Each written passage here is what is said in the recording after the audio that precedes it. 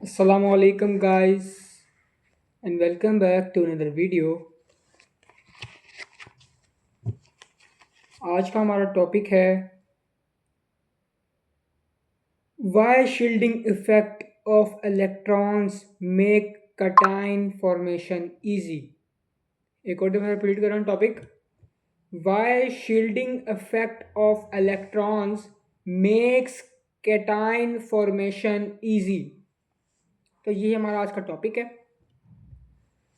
तो चलते हैं अपने टॉपिक की तरफ। वो कहता है the electrons present between the nucleus and the outermost shell of an atoms reduce the nuclear charge felt by the electrons present in the outermost shell। वो यहाँ पर ये कह रहा है कि जो इलेक्ट्रॉन प्रेजेंट होते हैं न्यूक्लियस और आउटर मोस्ट शेल के दरमियान किसी भी एटम के, वो उनके दरमियान जो न्यूक्लियर चार्ज होता है वो रिड्यूस हो जाता है, क्योंकि रिड्यूस जो करवाने की वजह होती है वो होते हैं इलेक्ट्रॉन्स जो कि आउटर मोस्ट शेल के अंदर मौजूद होते हैं। ठीक है, उम्मीद करता हूँ आप लोगों को समझ आ रही होगी।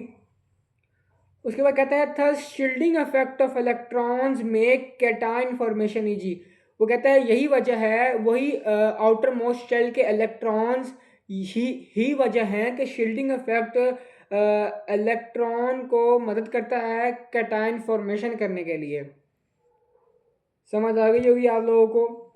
अब नेक्स्ट क्वेश्चन है हमारा, give the trends of ionisation energy in a period, why ionisation energy increase in period. ठीक है, यहाँ पर दो सवाल बनते हैं कि आयोनाइजेशन एनर्जी पीरियड के अंदर क्यों इंक्रीज होती है, और एक ये भी बनता है कि give the trends of ionisation energy in periods. ठीक है, तो हम चलते हैं अपने आंसर की तरफ।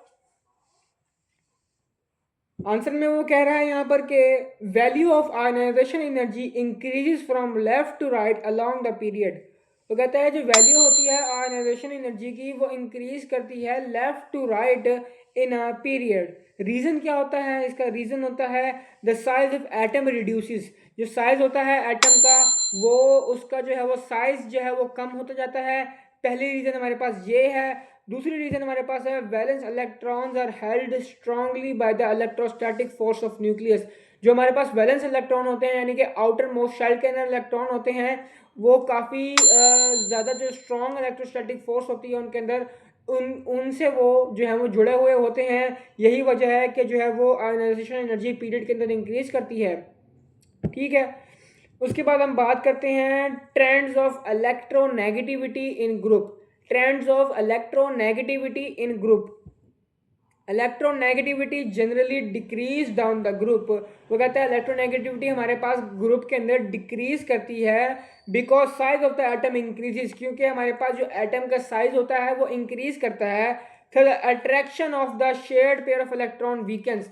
जो अट्रैक्शन होती है, जो इनके दरमियान न्यूक्लियर अट्रैक्शन होती है वो कम हो जाती है, जिसकी वजह से हमारे पास इलेक्ट्रोनेगेटिविटी ग्रुप के अंदर डिक्रीज करती है, डिक्रीज करती है।